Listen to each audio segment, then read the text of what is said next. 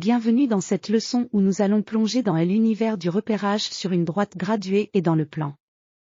Commençons par comprendre la droite graduée. Une droite graduée est une ligne munie d'un point des origines, d'un sens, et d'une unité de graduation. Visualisons le droite graduée dans l'exemple. L'origine de la droite, c'est le point O. Le sens, de O vers I. L'unité de graduation, c'est OI. Et pour l'abscisse d'un point, chaque point sur une droite graduée est localisé par un nombre relatif appelé abscisse.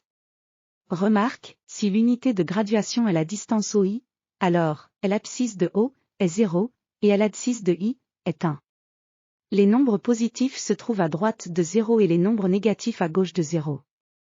Prenons un exemple, on considère la droite graduée ci-dessous avec l'unité de longueur OI, le point O est appelé l'origine de la droite graduée telle que son abscisse est le nombre 0.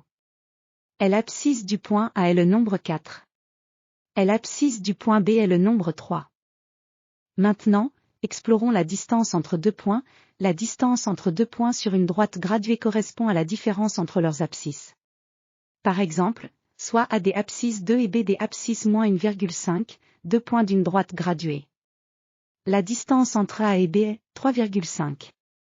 Maintenant, quittons la droite graduée pour explorer le repère dans le plan. Un repère dans le plan consiste en deux droites graduées axes partageant une origine commune. Chaque point dans ce plan est repéré par deux nombres, appelés coordonnées, l'abscisse sur l'axe horizontal et l'ordonnée sur l'axe vertical. Dans l'exemple, O, I, J est appelé un repère orthogonal. O est l'origine du repère, ses coordonnées sont 0, 0. OI est appelé l'axe des abscisses. OJ est appelé l'axe des ordonnées. Le couple abscisse ordonnée s'appelle les coordonnées du point. Les coordonnées du point A sont A3, 2, etc.